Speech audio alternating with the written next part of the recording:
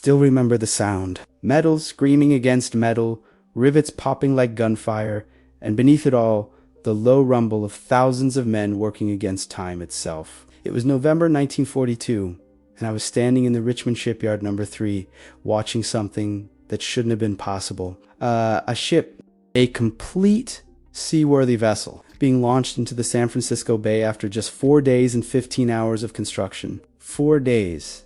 I had to blink twice to make sure I wasn't dreaming. 6 months earlier, that same ship would have taken us 230 days to build, almost 8 months of backbreaking labor, careful planning, traditional craftsmanship.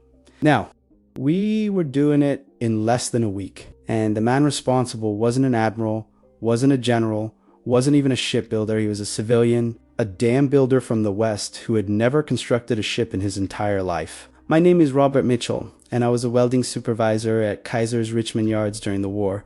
What I witnessed there changed everything I thought I knew about manufacturing, about possibility, about what Americans could do when the world was burning and every second counted. This is the story of how we built the bridge to victory, one impossible ship at a time. The war came to us before Pearl Harbor, even if we didn't know it yet. By 1940, Britain was drowning.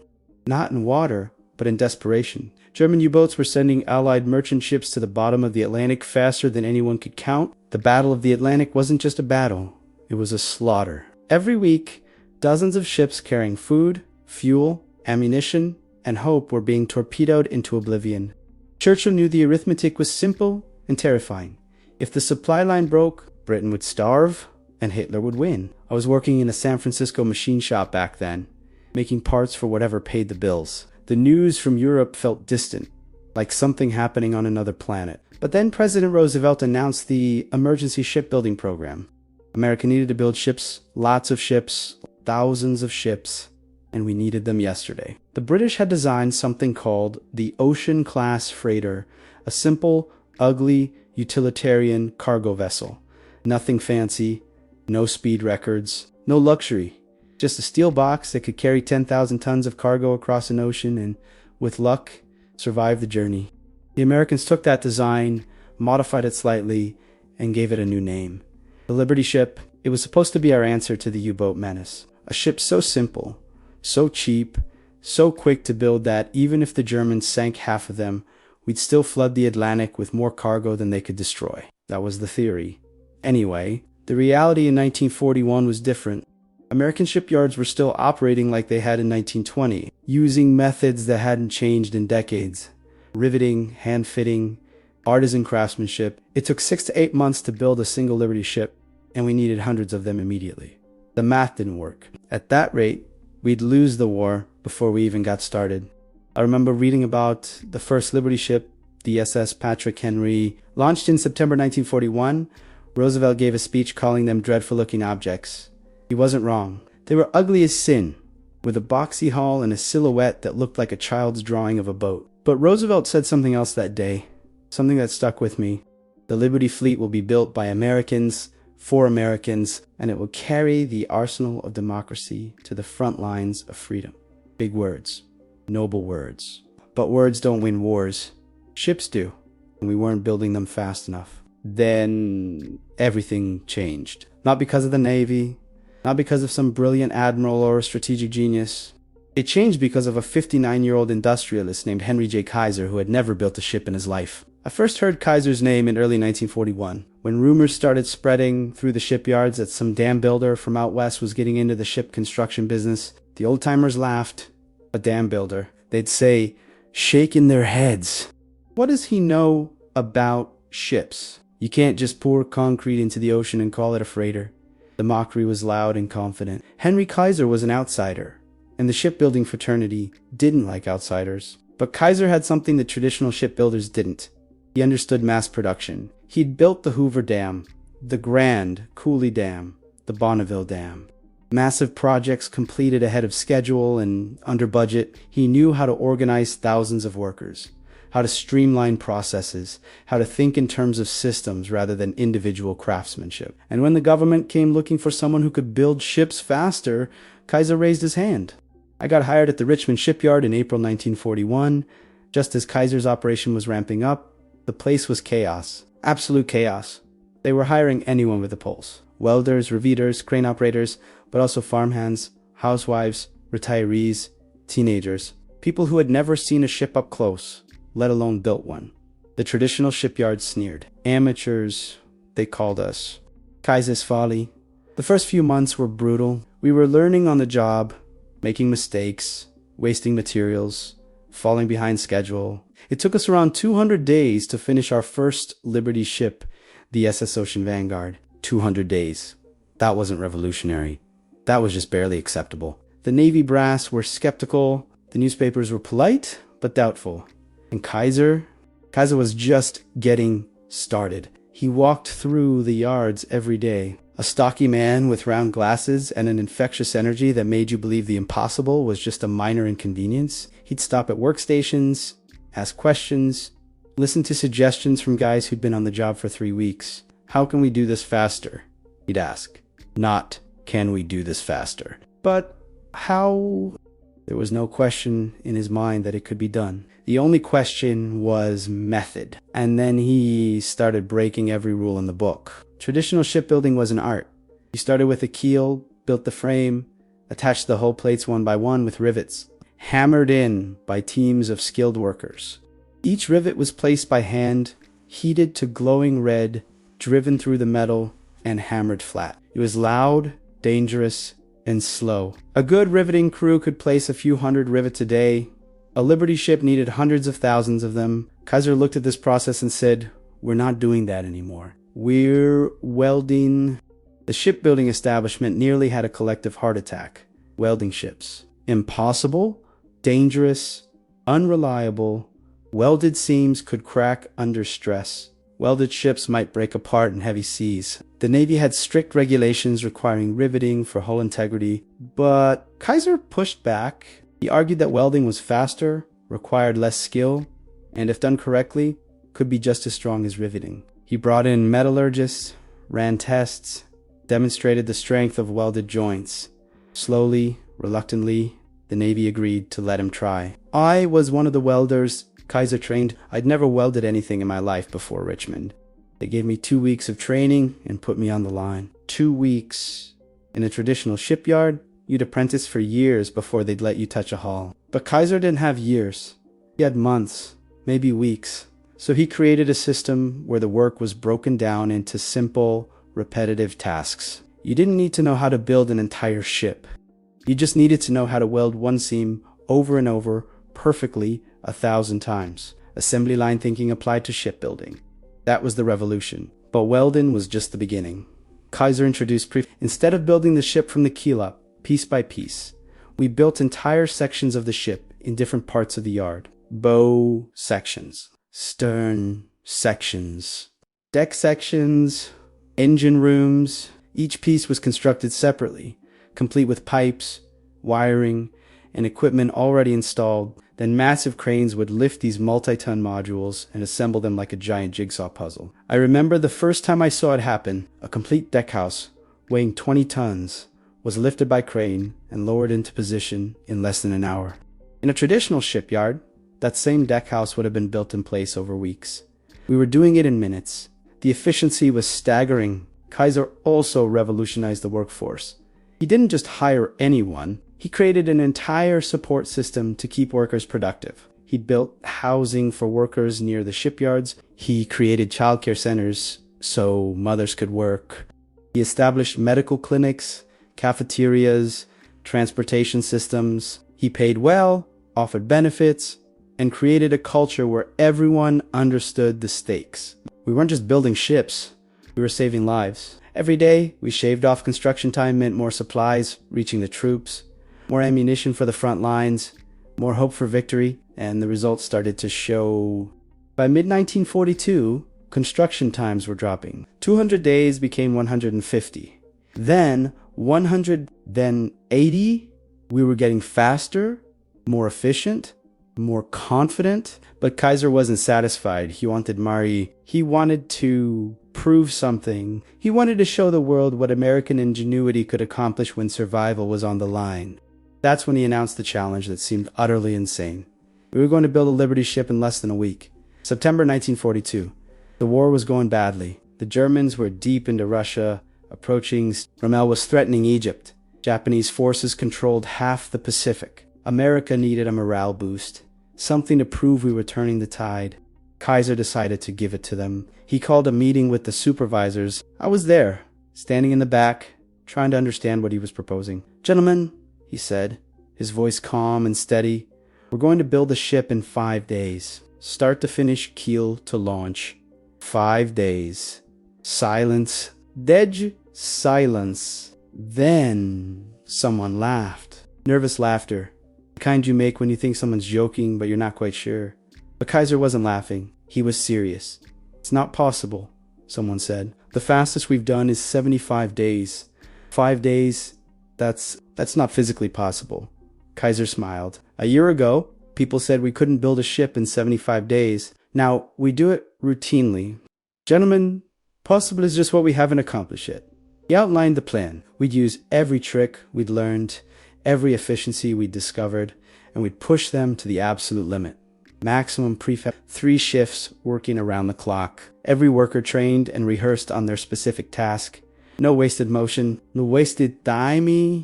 It would be a choreographed ballet of industrial might, a demonstration of what American workers could achieve. The ship was the SS Robert E. Peary, named after the Arctic explorer. The launch date was set for November 12, 1942.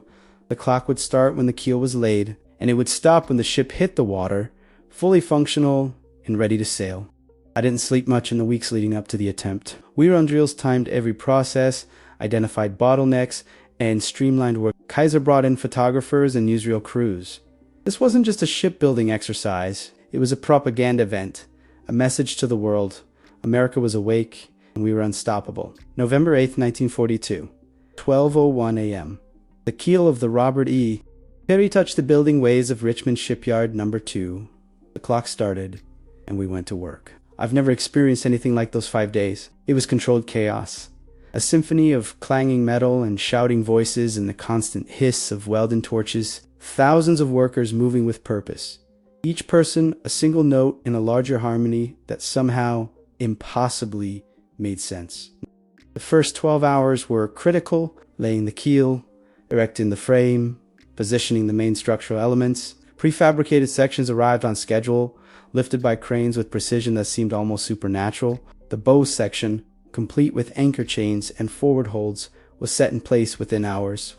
The engine room module, with its massive triple expansion steam engine already installed, was lowered into the hull like a beaten heart being placed into a chest. I was assigned to the midship section, welding hull plates. My team worked in 4-hour shifts, but honestly, I'm not sure anyone actually left. We'd finish a shift, grab coffee and a sandwich, and come back to see what else needed doing. The energy was electric, infectious. You could feel it in the air. This sense that we were part of something historic, something that would be remembered long after we were gone. Day 2, the hull was taking shape. Welders worked from scaffolding, sparks raining down like metallic rain. The night shift illuminated the shipyard with thousands of floodlights, turning night into day. From a distance, it must have looked like the entire yard was on fire, glowing with purpose and determination. Day 3, decks were going in. The superstructure was rising. Electricians were running miles of wiring. Plumbers were installing pipes. Painters were already starting to coat sections with protective paint. Everything was happening simultaneously, a parallel processing of tasks that would have been sequential in any normal construction project. Day 4. The ship looked like a ship now. The profile was recognizable. The masts were up. The lifeboats were in their davits. Inside, crews were installing bunks, galleys, navigation equipment. The engine was being tested. Steam pressure, valve checks. Everything had to work perfectly the first time because there was no time for revisions. And then day 5, November 12th, 1942. Launch day, I was exhausted. We all worked 4 days and 15 hours of nonstop work, fueled by adrenaline and coffee and the absolute refusal to fail. Kaiser himself was there, walking the decks, shaking hands, thanking workers. Newsreel cameras were everywhere. The entire nation was watching. At 3:30 p.m., the final inspections were complete. The Robert E. Peary was ready. A Navy inspector walked the length of the ship, checking welds, testing systems, verifying that this ship, built in less time than most people take for a vacation, was actually seaworthy. And it was every system functional, every weld solid, every specification met.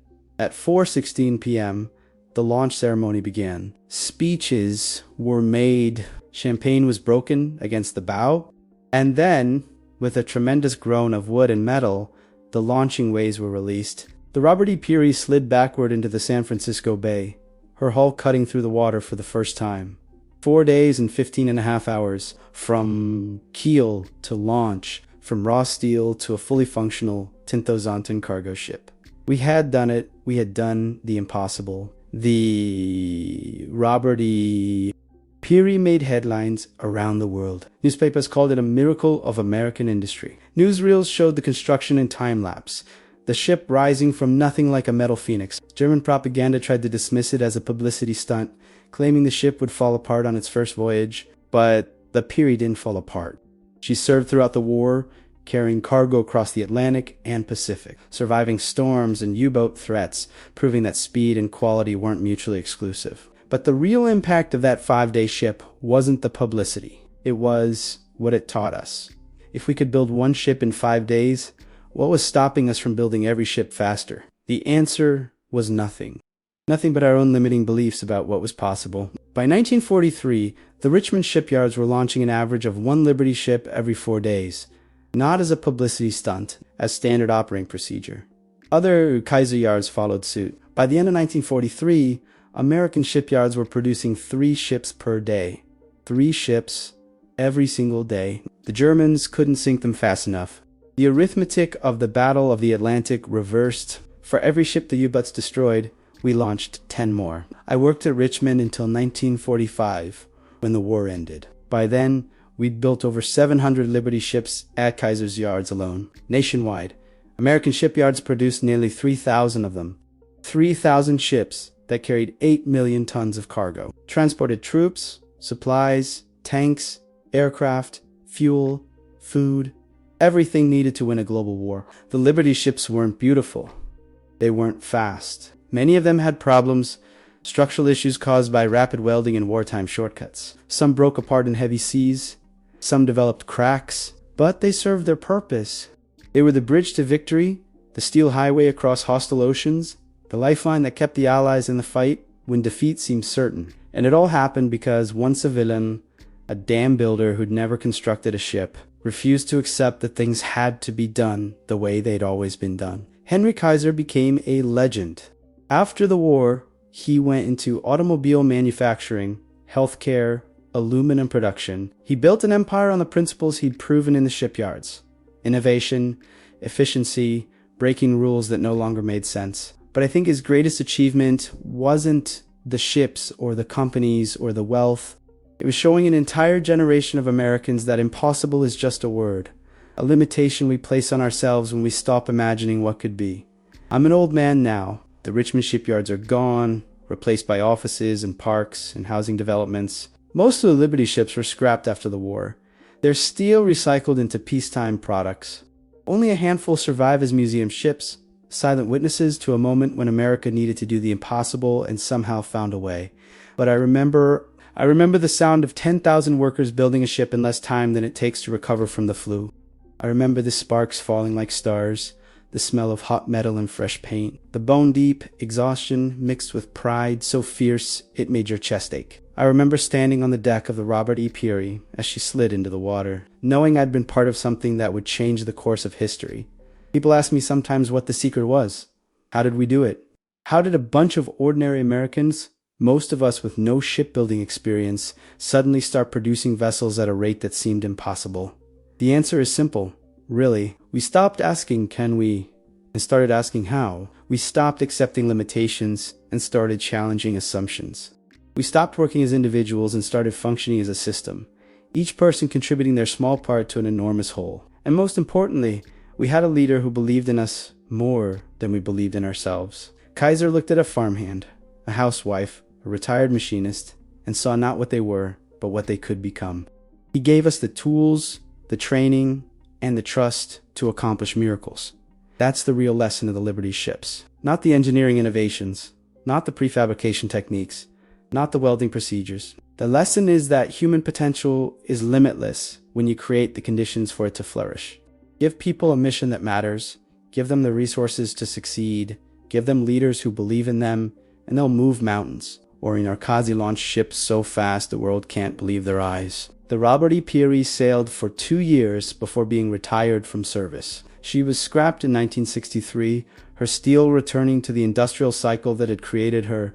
But her legacy lives on. Every time someone tells you something can't be done, remember the ship that was built in 4 days. Remember the dam builder who became a shipbuilding legend. Remember the thousands of ordinary Americans who proved that impossible is just the starting point. I watched a civilian pull off the impossible, and in doing so, he showed us all that the only real limitations are the ones we accept, the ones we refuse to challenge. The ones we're too afraid to test. Kaiser tested them all, and he won. We all won. And the world changed forever because of it.